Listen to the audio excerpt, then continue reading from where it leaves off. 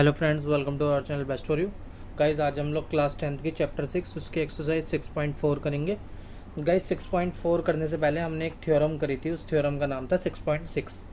मतलब उस थ्योरम का नाम वैसे तो था एरियाज ऑफ सिमिलर ट्राइंगल्स, लेकिन जो थ्योरम आपके एनसीईआरटी की बुक में पेज नंबर 141 पे है उसका नाम है 6.6। तो गाइज इस एक्सरसाइज को करने से पहले आपको वो थ्योरम आनी चाहिए। तो वो थ्योरम गाइज आपको हमारे चैनल की प्लेलिस्ट में जाकर मिल जाएगी। तो सबसे पहले अगर गाइज आपने वो थ्योरम अभी तक नहीं देखी तो सबसे पहले उस थ्योरम को देखिए और उसके बाद ये एक्सरसाइज देखिए। तो चलिए शुरू करते हैं। यहाँ पे फर्स्ट क्वेश्चन में हमको सबसे पहले कहा गया let triangle A B C और D E F R and there. ये देखिए ट्राइंगल ए बी सी और डी ई एफ जो है हमको सिमिलर दे रखे हैं और उनका जो एरियाज़ है ना, एरिया का रेशोज़ या एरिया जो दे रखे हैं, इसका दे रखा है 64 और गाइज इसका दे रखा है 128 सेंटीमीटर स्क्वायर। क्या दे रखा है? इसका 64 दे रखा है और इसका दे रखा है 128। और गाइज हमसे बोला गया है ई एफ। देखिए हमने ट्राइंगल यहाँ पे ड्रॉ कर लिए हैं, ये ट्राइंगल ये रे। तो हमको यहाँ पे बोला गया है ई एफ जो दे रखा है गाइज हमको कितना दे रखा है 15.4। ई एफ कितना दे रखा है 15.4 दे रखा है हमको यहाँ पे। और गाइज उसके बाद ना हमको पूछा है बी सी फाइंड करना है। तो देखिए हमने उस थ्योरम में पढ़ा है अगर कोई दो ट्राइंगल सिमिलर हैं तो उनका एरिया का रेशो उनकी किसी भी दो साइड्स के किसी भी साइड के प्रोपोर्शनल के इक्वल होगा। कैसे? मैं देखिए दोबारा बता देता हूँ आपको। ये जो चीज़ है गाइज ये हमने उससे पहले वाली थ्योरम में पढ़ा है कि जो दो ट्राइंगल होते हैं उनके एरियाज़ का रेशो उनकी दो साइड्स का स्क्वायर का प्रोपोर्शनल होता है। मतलब उनकी दो साइड्स का प्रोपोर्शन कीजिए फिर उसका स्क्वायर कर दीजिए। तो हम यहाँ पे देखिए लिख सकते हैं कि B C upon E F का whole square is equal to area of triangle A B C upon area of triangle P Q R. ये लिखने के बाद गाइस देखिए हमने इसका जो एरिया दे रखा है हमको 64 दे रखा है और इसका दे रखा है हमको 121 दे रखा है गाइस। अब यहाँ पे बी सी हम हमारे पास जो दे रखा है वो लिख देंगे और ई एफ जो दे रखा है वो लिख देंगे। देखिए यहाँ पे बी सी और ई एफ हमको जो भी दे रखा है वो हम लिख देते हैं। देखिए बी सी तो कुछ दे ही नहीं रखा, बी सी को हम एक्स मान लेते हैं। ई एफ हमको दे रखा है 15.4। ई एफ कितना दे रखा है 15.4 दे रखा है हमको। तो इसका स्क्वायर जब इस साइड आया ना गाइस तो ये रूट बन गया। इसका स्क्वायर जब इस साइड आया तो ये रूट बन गया। तो गाइस हमारे पास आया कुछ इस तरीके से आ गया क्वेश्चन। उसके बाद में हमने क्या किया, देखिए 64 का जो रूट होता है वो होता है 8 और 121 का होता है 11। तो गाइस इसकी क्रॉस मल्टीप्लाई जब हम करेंगे तो क्रॉस मल्टीप्लाई करने के बाद क्या होगा कि B C is equal to हमारे पास 8 इंटू 15.4 अपॉन 11 होगा। इसको देखिए 11 के टेबल से काटेंगे तो 11 बन जाए 11 और 11 वन जा फिर 11 होगा गाइस क्योंकि 1 बचा और इधर 2 आ जाएगा तो 11 2 जा 22। तो हमारे पास बी सी जो आ गया 11.2 सेंटीमीटर आ गया।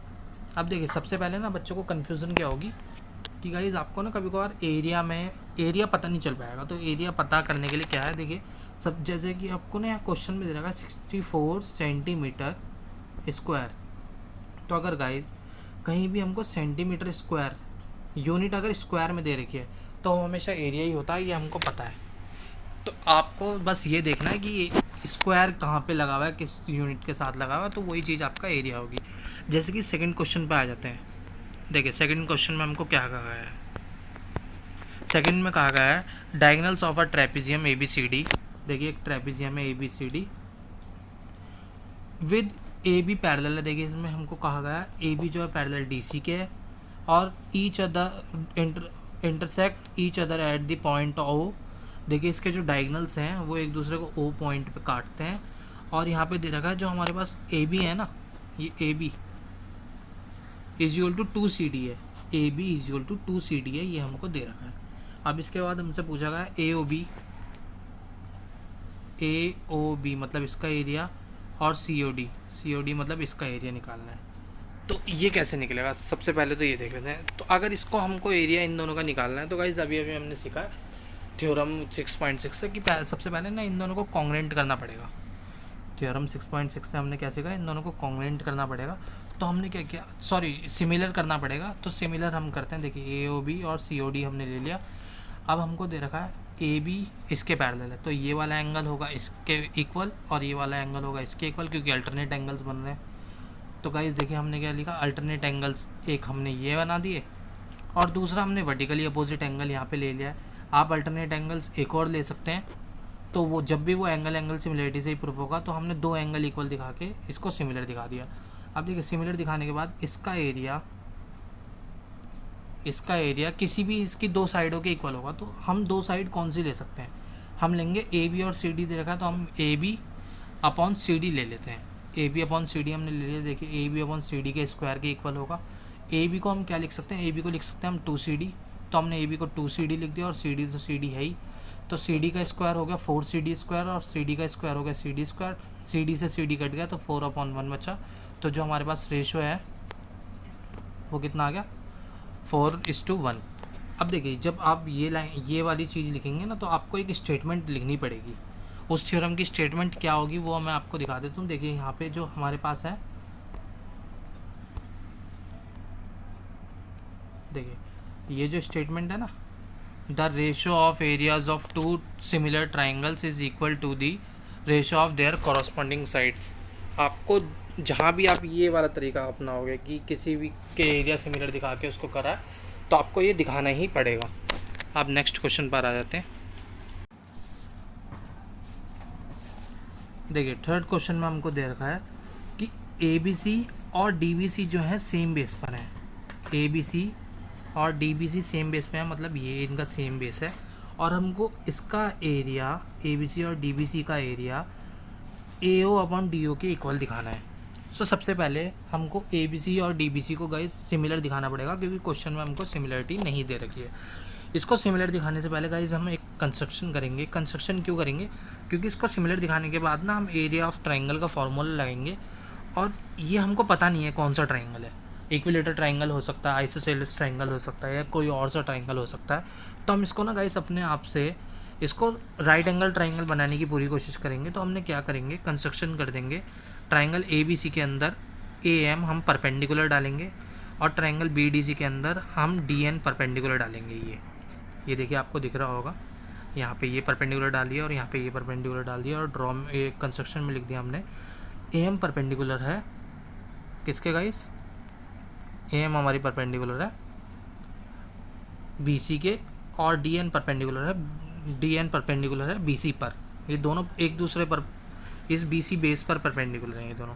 अब देखिए AOM कौन सा ट्राइंगल पाए जाते हैं हम, AOM और DON। अब गाइस आप सोच रहे होंगे कि ये इतना बड़ा ट्राइंगल था, ये इतना बड़ा ट्राइंगल है, और हम सिर्फ सिमिलरिटी इसमें क्यों दिखा रहे हैं, क्योंकि गाइस हमको ना ये सिमिलरिटी दिखा के अभी कुछ प्रूफ हो नहीं रहा है हमारे पास। हम इसको दिखाएंगे तो हो सकता है कुछ हो जाए। हम क्या करेंगे कि ये वाली साइड, देखिए ये वाली साइड इसके इक्वल दिखाएंगे, और ये वाली साइड इसके इक्वल दिखाएंगे सिमिलरिटी से। तो कैसे करेंगे, AOM और DON लिया, तो AM और DN तो ये परपेंडिकुलर है, तो AMO और DNO ये 90-90 होंगे हमारे पास, तो ये 90 लिख दिया।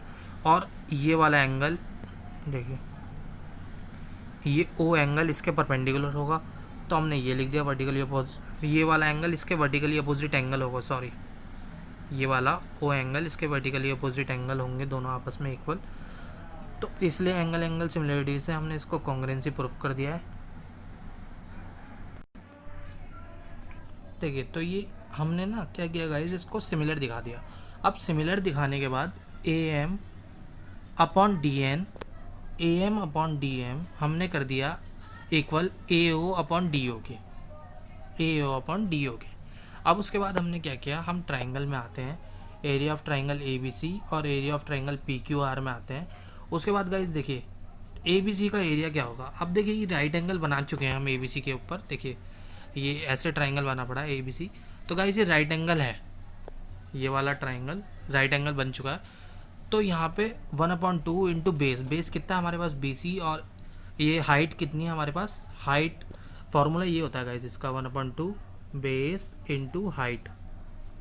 तो बेस तो हमारे पास BC है, हाइट कितनी है हमारे पास AM, तो हमने AN लिख दिया। ऐसे ही यहाँ पे 1/2 इंटू BC PQR में देख रहे हैं गाइस हम ये।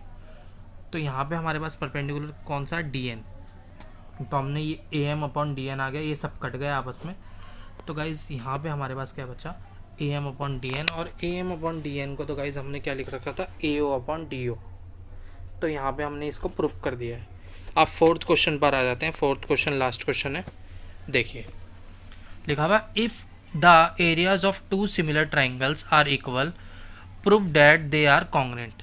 हमको कहा गया है कि अगर दो सिमिलर ट्राइंगल्स का एरिया इक्वल है, अगर दो सिमिलर ट्राइंगल्स का एरिया इक्वल है, मतलब गिवन है हमको कि दो ट्राइंगल्स का एरिया गिवन है हमको, और गाइस यहाँ पे हमको प्रूफ करना है कि वो दोनों ट्राइंगल क्या होंगे, कॉन्ग्रेंट होंगे। तो हमने सपोज कर लिया एक ट्राइंगल हमारे पास ए बी सी है और ट्राइंगल पी क्यू आर है, तो हमको ए बी सी और पी क्यू आर को ही कॉन्ग्रेंट दिखाना पड़ेगा। तो हमने लिखा let us assume that two similar triangles A B C और पी क्यू आर, ये हमारे पास दो ट्राइंगल्स है। तो अगर गाइज इन्होंने सिमिलर ट्राइंगल्स क्या रखा है, तो सब ट्राइंगल्स का एरिया ऐसे ही उनके प्रोपोर्शनल के इक्वल होगा, साइड्स के सबका एरिया उनकी प्रोपोर्शनल साइड्स के इक्वल के स्क्वायर के बराबर होगा। अब आ जाते हैं नेक्स्ट पेज पर। देखिए देखिए अब यहाँ पे हमने क्या किया, देखिए area of triangle A B C upon area of triangle P Q R लिखा हुआ था ना गाइज हमारे पास। इस पी क्यू आर की जगह हमने क्या लिख दिया, ट्राइंगल ए बी सी। अब गाइज ये ट्राइंगल ए बी सी क्यों लिख दिया, आप ये समझ लीजिए, क्योंकि ना हमको गिवन है कि दोनों ट्राइंगल्स का एरिया जो है इक्वल है। मतलब इसकी जगह पे मैं पी क्यू आर भी लिख सकता हूँ और पी क्यू आर की जगह पे ए बी सी भी लिख सकते हैं। तो हमने क्या किया, पी क्यू आर की जगह पे ए बी सी लिख दिया, तो ये कट गया और ये सब ऐसे ही रहे। तो गाइज हमने इसको कंपेयर किया, समझ लीजिए इन दो को हमने लेके कंपेयर किया, तो ये देखिए ऐसे हो गया, A B upon P Q का होल स्क्वायर, ये इधर आएगा तो इसका रूट बन जाएगा, तो A B upon P Q is equal to हो गया हमारे पास। देखिए यहाँ से हमने क्या किया, A B upon P Q is equal to 1 ले लिया। A B upon P Q is equal to 1 लेने के बाद देखिए इसकी यहाँ गुणा हो मल्टीप्लाई हो गई, तो A B is equal to P Q हो गया। इसी तरीके से जब हम इसको और इसको कंपेयर करेंगे और इसको और इसको कंपेयर करेंगे, तो हमारे पास B C is equal to Q R और A C is equal to P R आ जाएगा। अब देखिए ये तीनों साइड्स इक्वल आ गई हमारे पास, तो इसका मतलब ये ट्राइंगल क्या होंगे, कॉन्ग्रेंट। कैसे कॉन्ग्रेंट होंगे, साइड साइड साइड कॉन्ग्रेंसी रूल से। तो गाइज़ ये वीडियो यहाँ तक थी। मैं उम्मीद करता हूँ आपको वीडियो पसंद आई होगी। अगर आपको वीडियो पसंद आई तो वीडियो को लाइक कीजिए, चैनल को सब्सक्राइब करना ना भूलें। Thanks for watching.